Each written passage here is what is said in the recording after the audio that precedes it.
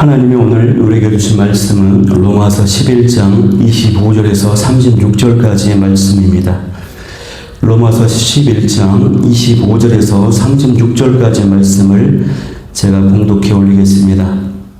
형제들아, 너희가 스스로 지혜 있다 하면서 이 신비를 너희가 모르기를 내가 원하지 아니하노니, 이 신비는 이방인의 충만한 수가 들어오기까지 이스라엘의 덜어는 우둔하게 된 것이라.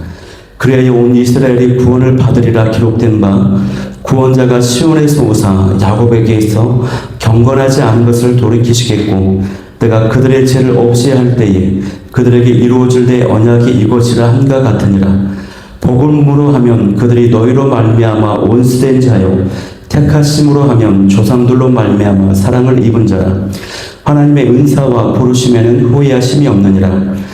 너희가 전에는 하나님께 순종하지 아니하더니 이스라엘에 순종하지 아니하므로 이제 궁유를 입었느니라. 이와 같이 이 사람들이 순종하지 아니하니 이는 너희에게 베푸시는 궁율로 이제 그들도 궁율을 얻게 하려 하심이라. 하나님의 모든 사람을 순종하지 아니하는 가운데 가두어 두심은 모든 사람에게 궁율을 베풀려 하심이로다. 깊도다 하나님의 지혜와 지식의 풍성하며 그의 판단은 헤아리지 못할 것이며 그의 길은 찾지 못할 것이로다. 누가 주의 마음을 알았느냐? 누가 그의 모사가 되었느냐? 누가 주께 먼저 드려서 갚으심을 받겠느냐? 이는 만물이 주에게서 나오고 주로 말미암고 주에게로 돌아갑니다. 그에게 영광이 세세히 있을지어다. 아멘. 할렐루야. 오늘 저는 영원히 찬양할 구원의 신비, 영원히 찬양할 구원의 신비라고 하는 제목을 가지고 말씀을 나누도록 하겠습니다. 오늘 읽었던 본문은요, 이제 우리가 로마서 9장과 11장의 결론이라고 할 수 있습니다. 9장부터 나타났던 하나님의 구원 계획, 이스라엘과 이방인들을 향한 하나님의 구원 계획이 어떻게 정리가 되고 있는지, 그런 이제 결론의 말씀인 것입니다. 사도 바울은 이 하나님의 구원 계획에 대해서 비밀이라고 말씀을 했습니다. 비밀. 그리고 사도 바울이 발견한 그 하나님의 구원 계획, 그 비밀은 세 단계로 설명이 되고 있는데요. 첫 번째는 이스라엘의 덜어는 우둔하게 되는 것입니다. 이것은 대다수 이스라엘이 불신앙을 갖게 된 것을 말하는 것입니다. 이게 첫 번째 단계이고요. 두 번째는 이방인의 충만한 수가 들어오는 것입니다. 선택된 이방인의 수가 구원받는 것입니다. 이게 두 번째 단계입니다.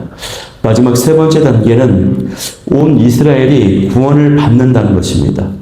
그러니까 대다수의 유대인들이 하나님의 선택을 받아 구원받게 된다는 것입니다. 여기 온 이스라엘이라고 하는 이 의미가 전체를 말하는 것이냐, 아니면 선택받은 이스라엘을 말하는 것이냐, 논쟁이 좀 있긴 하지만 대부분의 학자들은 하나님께서 구원하시는 대다수의 유대인들을 의미하는 것입니다. 그 내용이 오늘 읽었던 25절과 26절의 말씀인 것이에요. 여기서 사도 바울이 강조하는 것은 뭐냐면요, 그 핵심은 세 번째 단계인 온 이스라엘이 앞으로 구원을 받게 되리라라고 하는 것이에요. 그래서 많은 학자들은 역사적으로 어느 한 시기에 대다수의 유대인들이 구원을 받게 되는 사건이 벌어질 것이다, 이렇게 이제 보고 있고요. 특별히 이게 이제 성경적으로 보면은, 또 특별히 종말론적으로 보면은 대부분의 그 사건은 예수님의 재림의 때와 관련되어 있을 것이다. 예수님의 재림의 때와 관련된 것으로 직전에 나타나든지 재림과 동시에 나타나든지 그렇게 이제 보고 있습니다. 사도 바울도요, 온 이스라엘이 구원을 얻으리라라고 하는 이 진리를, 이 사실을 증명하기 위해서 본문의 26절에서 27절에 구약 성경 말씀을 인용하고 있습니다. 뭐라고 되어 있습니까? 온 이스라엘이 구원을 받으리라 기록된 바, 구원자가 시온에서 온다라고 말씀하셨어요. 오신다. 그래서 경건하지 않은 자들을 돌이키시겠다라고 말씀하셨고, 내가 그들의 죄를 없이 할 때에 그들에게 이루어질 내 언약이 이것이라고 말씀하셨습니다. 사도 바울은 구약 성경을 인용하면서 또 하나님께서 계획하신 구원 계획의 그 비밀을 이제 발견하면서 결국에는 이스라엘의 회복, 미래의 장차 이스라엘의 대다수가 구원받게 될 것이다 라고 하는 것을, 그 소망을 지금 나타내주고 있다라고 하는 것입니다. 그러면서 사도 바울이 이스라엘의 미래에 구원을 받게 될 것이라고 하는 그 근거가 또 무엇인지를 또 추가로 부연 설명을 하고 있거든요. 그 내용이 또 오늘 본문의 28절에서 32절의 내용입니다. 그 말씀을 보면 사도 바울은 이스라엘 민족이 독특함을 가지고 있다라고 먼저 설명합니다. 이중성을 갖고 있어요. 뭐냐면 복음으로 보면은 원수가 되었습니다. 복음으로 볼 때는 원수가 되어서 하나님의 미움을 받고 있어요. 그런데 택하심으로 보면은 하나님의 사랑을 입은 자라고 이제 설명을 합니다. 부정적인 측면과 긍정적인 측면이 같이 있어요. 이스라엘 민족의 특수성입니다. 그러면서도 이 바울은 미래에 이스라엘이 구원받을 수 있는 이유, 대다수가 구원받을 수 있는 근거가 뭐냐면 하나님의 선택하신 그 언약이 무효되거나 취소되지 않기 때문이라고 말을 하고 있습니다. 그런 맥락에서요, 오늘 본문의 29절 말씀을 보면은 뭐라고 합니까? 하나님의 은사와 부르심에는 후회하심이 없느니라고 말씀하고 있습니다. 여기서 하나님의 은사는 무엇입니까? 하나님께서 이스라엘 백성들에게 주신, 특별하게 주신 특권을 의미하는 것이고요. 하나님의 부르심은 하나님의 선택, 언약, 하나님의 특별히 이제 구원하기 선택하심을 의미하는 것입니다. 하나님은 자신의 약속을 반드시 지키시는 분이시거든요. 그러니까 하나님께서는 이스라엘을 선택하시고 부르시고 언약을 맺으시고 이러한 것들을 반드시 지키신다라고 하는 거예요. 이러한 것들에 있어서 후회하지 않으신다라고 하는 것입니다. 이처럼 하나님은 불순종에도 불구하고 긍휼을 베푸시는 분이십니다. 처음에는 유대인들에게 그 긍휼을 베푸셨어요. 그런데 유대인들이 그것을 거부하자 그 긍휼하심이 이방인들에게 베풀어졌습니다. 그리고 다시는 결국에 그 이방인들에게 베푼 구원을 통해서, 긍휼을 통해서 유대인들로 하여금 시기와 질투가 나게 해서 다시 유대인들에게 그 긍휼이 베풀어지도록 하나님의 은혜가 임하도록 하신다라고 하는 것이에요. 그 내용이 이제 30절에서 32절까지의 말씀입니다. 이처럼 이러한 과정과 이러한 단계, 이렇게 하나님의 구원 계획이 이루어지고 있는 것을 사도 바울이 발견한 것입니다. 하나님의 그 놀라운 구원과 경륜과 그 섭리, 그 비밀을 깨닫고 나서요, 사도 바울이 하나님의 그 지혜에 대해서, 그 깊이에 대해서 찬양을 하고 있는 것입니다. 그 과정에서 이 바울이 그 놀라운 하나님의 그 구원하심에 대해서 찬양하면서 이사야와 욥기 말씀을 인용했습니다. 그 내용이 33절에서 36절의 말씀이에요. 이 33절에서 36절의 말씀은요, 사도 바울의 참가라고도 하고, 이제까지 나누었던 구원의 그런 계획, 하나님의 주권적인 선택하심에 관한 9장부터 11장까지 나타난 이 말씀을 이제 정리하는 것입니다. 주권적 구원에 대한 결론이라고 할 수 있습니다. 이제까지 로마서의 흐름을 짧게 다시 한번 정리해 보면은요, 이렇습니다. 유대인과 이방인 모두 죄인으로서 하나님의 진노 아래 있었다. 그렇기 때문에 구원을 받아야 된다라고 하는 것을 이제 설명했습니다. 그것이 이제 3장까지, 1장부터 3장까지의 내용입니다. 그런데 이 구원은 오직 믿음으로만 의롭다함을 받는다. 이 신칭이 그 신학, 그 교리에 대해서 예수님을 믿음으로 구원받는다. 의를 덧입는다라고 사도 바울이 설명을 했죠. 그게 이제 3장 후반절부터 이제 4장까지 내용이었어요. 그리고 이게 5장, 8장에 와서는 믿음으로 의롭다함을 받는 사람은 반드시 영화롭게 되기 때문에 영원한 구원을 확신할 수 있다. 정죄받지 않는다. 성령의 권능으로, 예수님을 믿는 자에게만 성령의 권능으로, 성령의 권능으로 말미암아 해방, 자유, 또 정죄함을 당하지 않는다. 이런 말씀을 했습니다. 그리고 이제 9장 11장에 들어와서 이런 놀라운 구원을 구속사 가정 가운데 유대인, 그 다음에 이방인, 그리고 유대인의 순서로 구원에 가신다라고 하는 것을 사도 바울이 발견했습니다. 그런 측면에서 이 구원의 진리를 말하는 로마서 1장부터 11장의 결론이 오늘 사도 바울의 참가라고 할 수 있는 본문의 33절부터 36절의 말씀인 것이에요. 깊도다 하나님의 지혜와 지식의 풍성하며 라고 시작하고 있죠. 여기 이제 33절에 깊도다라고 하는 말에는 앞에는 이제 감탄사 오가 빠져 있어요. 우리 한글 구약 성경에는 한글 이제 개혁 이제 성경에는 개혁 개정 성경에는 번역이 오가 빠졌습니다. 오 하나님의 깊도다 하나님의 지혜와 지식의 풍성함 이렇게 이제 굉장히 감탄하면서 하나님을 찬양하고 있는 고백인 것입니다.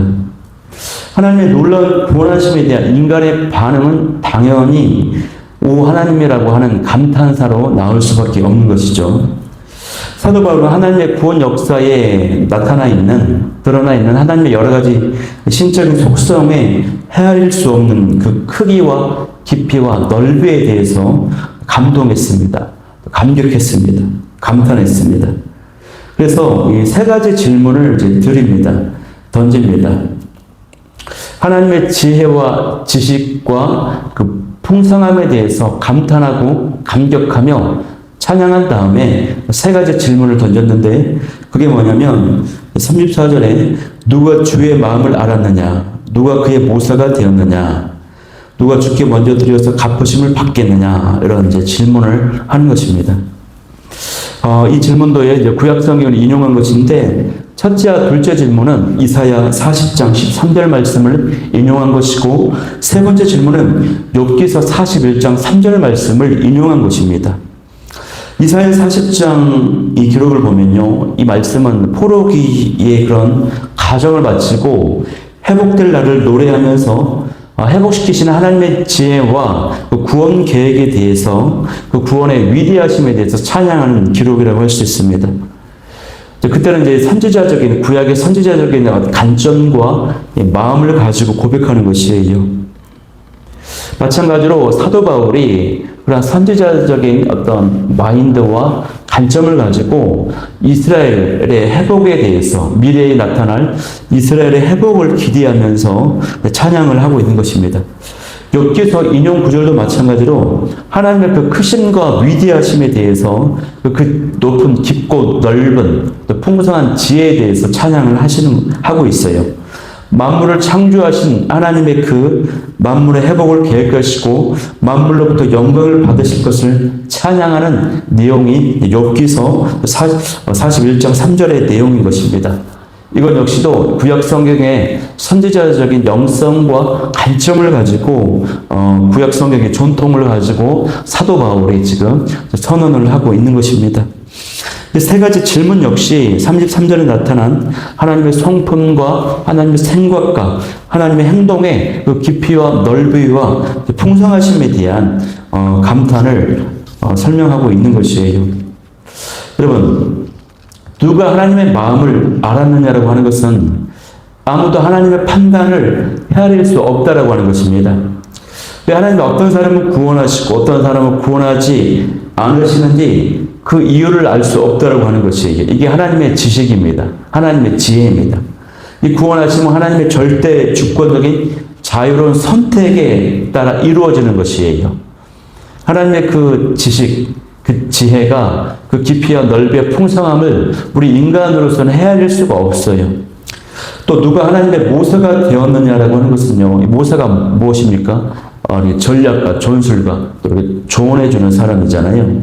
누가 하나님의 모사가 되었느냐라고 하는 것은요. 아무도 하나님의 계획하신 그 구원의 길과 구원의 방법에 대해서 하나님께 조언을 해줄 수 없다라고 하는 것입니다. 구원은 오직 하나님의 방법으로 되는 것이에요. 구원은 오직 하나님의 능력으로만 되는 것입니다.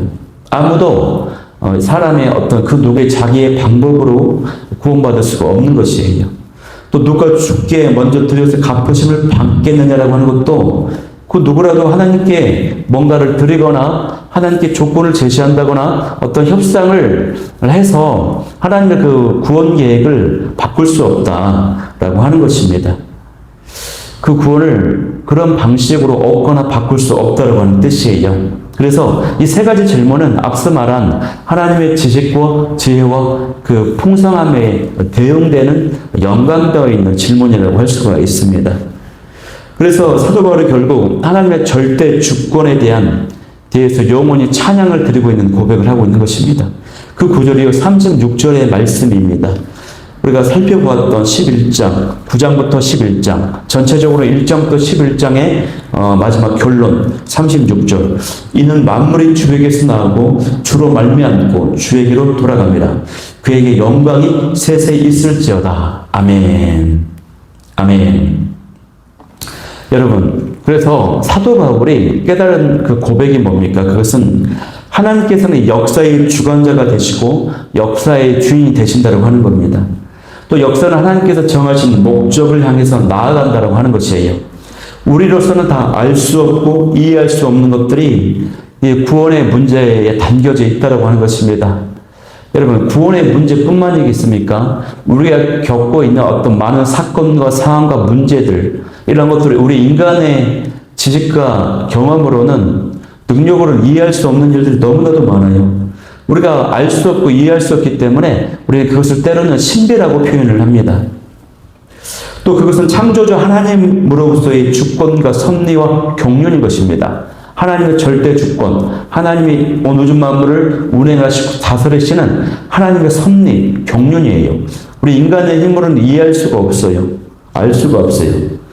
그렇기 때문에 우리가 피조물로서의 하나님의 창조주 되심이고 우리가 피조물로서의 우리의 어떤 본분에 맞게끔 우리의 위치와 한계를 인정하고 그것을 받아들여야 될 필요가 있다고 하는 것입니다.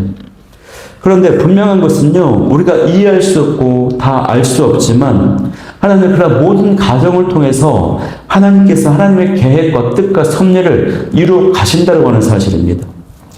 여기서 우리는요, 두 가지를 생각하고 붙잡아야 되는데, 그건 뭐냐면, 비록 우리가 하나님의 주권과 섭리와 그 경륜을 다 이해할 수 없을지라도, 그 과정에서 우리가 분명히 해야 될 일이 있다고 하는 것이에요. 우리가 하나님의 절대 주권의 영역이 있어요. 구원과 하나님의 인도하심. 그래, 모른다고 해서 그냥 무책임하게 그냥 운명론적으로 받아들이는 것이 아니라, 우리가 최선을 다해야 되는 것입니다. 그 모델이 바로 사도 바울인 것이에요. 사도 바울은 이것을 알았어요. 하나님의 주권과 경륜과 섭리를 알았습니다. 이스라엘의 과거와 현재와 미래에 대한 구원 계획을 이해했습니다. 하나님의 그 비밀을 어느 정도 이해하고 있었지만 사도 바울이 그럼에도 불구하고요. 사도 바울은요. 오늘 로마서 전체를 보면 알 수 있지만 큰 근심과 고통 가운데 유대인들의 구원을 위해서 기도했고요. 또 10장 1절 같은 말씀을 보면은 그것을 위해서 간절히 기도했고 노력했다라고 나와 있습니다. 최선을 다해 노력했다라고 사역을 감당했다라고 복음을 전개했다라고 나와 있다라고 하는 것입니다. 이것은 우리에게 무엇을 말해주고 있는 것입니까? 하나님의 뜻과 섭리가 있음을 인정하고 받아들이면서도 우리가 그것을 다 이해하지 못하지만 한편으로는 하나님의 구원 계획과 뜻이 이루어지는 과정 가운데 하나님의 뜻과 섭리가 없는 것처럼 아예 없었던 것처럼 우리가 최선으로 기도하고 최선으로 사역을 감당하고 최선으로 우리에게 주어진 본분과 역할을 감당해야 된다고 하는 것입니다. 무책임하게 방관자처럼 있으면 안 된다고 하는 것을 사도 바울이 보여주고 있는 것이 사도 바울의 삶의 모습이. 또 한 가지 붙잡아야 될 것은 뭡니까? 그것은 하나님께서 구원 계획과 목적을 가지고 역사를 이끌어 가시는데 특별히 선택된 사람을 통해서 하나님의 그 구원 계획과 뜻을 이루어 가신다고 하는 사실이에요. 남은 자들, 선택받은 사람, 하나님의 사명자를 부르셔서 그 역할, 그 계획을 이끌어 가시오, 이루어 가셔요. 사람을 통해서 하나님께서 하나님의 뜻을 이루어 가시기 때문에 우리가 그렇게 선택을 받고 쓰임받는 하나님의 종들이 되어야 될 줄 믿습니다. 이것이 바로 오늘 본문을 비롯해서 성경 전체에 나타난 하나님의 말씀이에요. 하나님께서는 항상 특별히 사람들을 택하셔서 하나님의 뜻과 계획을 이루어 가십니다. 하나님께서 스스로 하실 수 있지만 그렇게 하지 않으세요. 사람을 선택하셔서 하나님의 계획과 뜻을 이루어 주십니다. 왜 하나님께서 사람을 선택하시는가? 그것은 우리를 축복하시려고, 복 주시려고 그렇게 선택하신다라고 하는 것입니다. 그러므로 여러분, 우리는 이 시대에 하나님의 그 구원 계획과 뜻을 이루어 가시는 데 있어서 하나님께서 남기시는 자가 되기를 바라고, 또 그 뜻, 하나님의 특별한 그 택함을 받는 자가 되기를 바랍니다. 또 그렇게 쓰임받게 해달라고 간절히 소망하고 기도하는 자가 될 수 있기를 바랍니다. 우리가 로마서 이제 9장 11장, 또 전체적으로 하나님의 구원에 대해서, 하나님의 구원 계획과 주권적 섭리에 대해서 나누었습니다. 이제 12장부터는 이제 구원받은 성도로서 어떻게 삶을 살아야 되는지가 이제 내일 등장하게 되거든요. 오늘 우리가 이 말씀을 좀 기억하면서 우리가 정말 구원받은 성도로서 구원에 감격하며 그 사실을 흔들리지 아니하며 하나님의 주권을 또 인정하면서도 정말로 쓰임받는 그렇게 인도함 받는 저와 여러분이 될 수 있기를 소망합니다.